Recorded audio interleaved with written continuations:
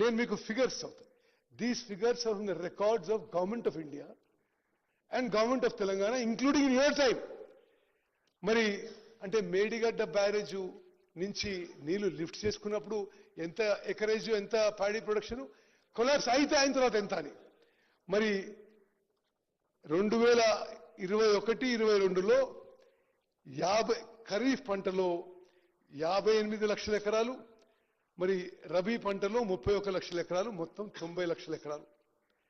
అదేవిధంగా 2022-23లో 115 లక్షల ఎకరాలు, 2023-24లో 115 లక్షల ఎకరాలు. మరి మేము అధికారంలో వచ్చిన తర్వాత మేడిగడ్డ, సుందిల్ల, అన్నారం బ్యారేజ్ నుంచి ఒక్క చుక్క నీళ్లు ఉపయోగించకుండా మా హయాంలో ఖరీఫ్ అండ్ యాసంగి కలిపి 121 లక్షల ఎకరాలులో వరి వండిందని చెప్పి మేము చాలా సంతృప్తితో, సాటిస్ఫాక్షన్తో మనం చేస్తాం. అదేవిధంగా అధ్యక్ష, amount of paddy production before Medigadda collapse, Medigadda నుంచి మేము నీళ్ళు తీసుకొచ్చి మరి అక్కడి నుంచి ఇక్కడ మొత్తం కాళేశ్వరం నీళ్ళు నింపేస్తామని చెప్పిండ్రు.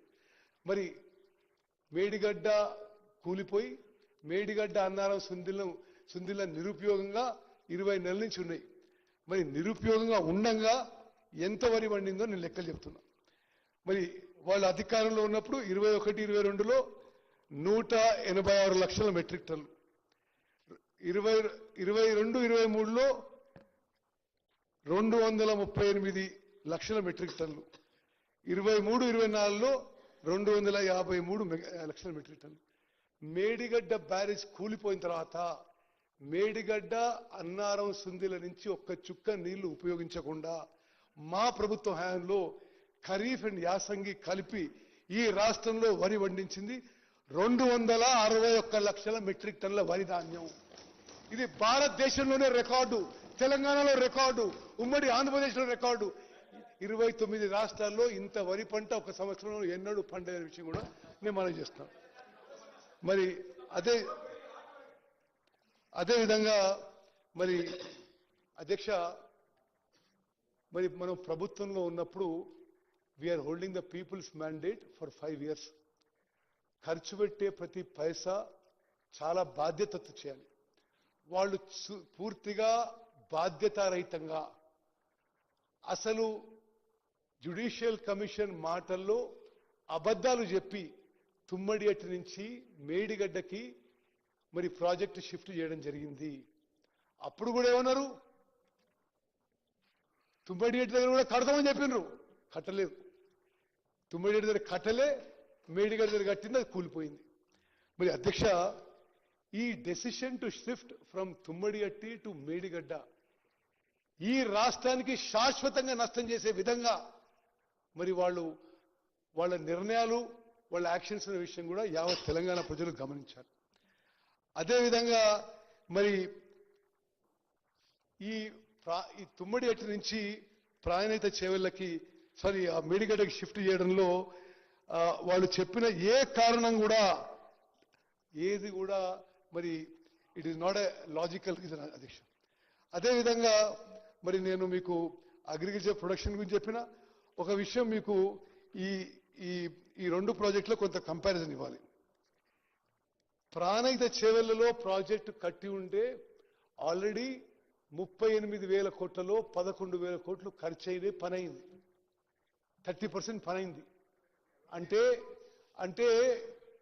ఇంకో 66% పని అయితే ఈరోజు 16.5 లక్షల ఎకరాలు మరి ప్రాణహిత నుంచి చేవెళ్ల వరకు నీళ్లు వచ్చే వ్యవసాయానికి, హైదరాబాద్లో డ్రింకింగ్ వాటర్ వచ్చేది, మరి అదేవిధంగా ఇండస్ట్రియల్ యూస్కి వాటర్ వచ్చేది. అది వాళ్ళు వదిలిపెట్టేసారు. మరి మీకు కొన్ని విషయాలు చెప్పాలి అధ్యక్ష, మీ ద్వారా యావత్ తెలంగాణ ప్రజానీకం తెలవాలి. ప్రాణహిత చేవెళ్లలో ప్రాజెక్టులో 70 కిలోమీటర్లు గ్రావిటీతో వచ్చిన తర్వాత కేవలం 19 మీటర్ల లిఫ్ట్ ఉన్నది.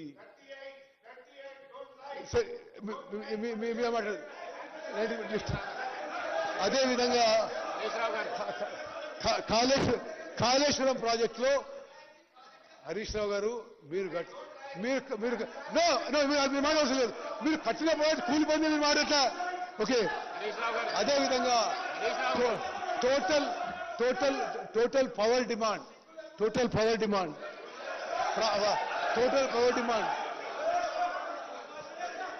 అధ్యక్ష సాధారణంగా ఎవరైనా తప్పు చేస్తే దానికి సిగ్గుపడతారు. అరే తప్పు చేసిండ్రు, మీ వల్ల కూలిపోయింది, మీరే దబాయించు. ఇది విచిత్రంగా ఉంది. ప్రాణహిత చేవెళ్ల ప్రాజెక్టుకి పూర్తిగా పవర్ డిమాండ్ ఉండేది 3400 మెగావాట్లు. వీళ్ళు డిజైన్ చేసి నిర్మించిన మరి కాళేశ్వరం ప్రాజెక్టుకి పూర్తిగా పవర్ రిక్వైర్మెంట్ 8450 మెగావాట్లు. అదేవిధంగా మరి ఆ ప్రాజెక్టు ఎంత ఖర్చు అవుతుందో మీకు చెప్పిన 38,000 కోట్లతో పూర్తయ్యే ప్రాజెక్టుకి ఇప్పుడు 1,47,000 కోట్లు తీసుకొచ్చింది. అదేవిధంగా మరి వాళ్ళ హయాంలో అంటే ఆ కాళేశ్వరం ప్రాజెక్టు నడపడానికి ఎంత కాస్ట్లీ ఉంటుందంటే మీకు చెప్తున్నా.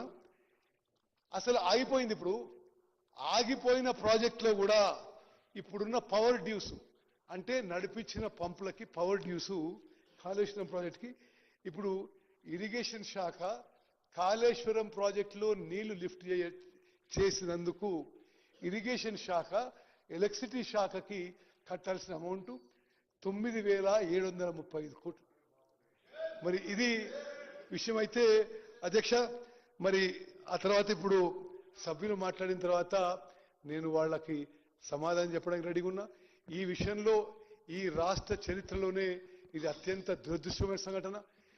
స్వతంత్ర భారతదేశంలో ఇటువంటి మ్యాన్మేడ్ యాక్సిడెంట్, ఇటువంటి ఫైనాన్షియల్ డిజాస్టర్, ఇటువంటి కెటాస్ట్రఫీ ఏ రాష్ట్రంలో జరగలేదని చెప్పి విషయం మనవి చేస్తూ మరి జస్టిస్ ఘోష్ కమిషన్ ఆఫ్ ఎంక్వైరీపై మరి చాలా స్పష్టంగా అందరికీ కూడా మేము ఆ ఫుల్ రిపోర్ట్ కూడా ఇవ్వడం జరిగింది.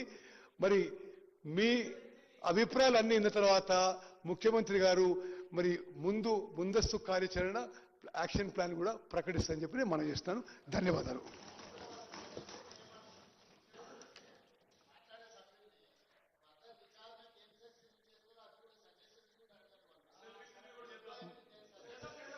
సరే మరి స్పీకర్ సార్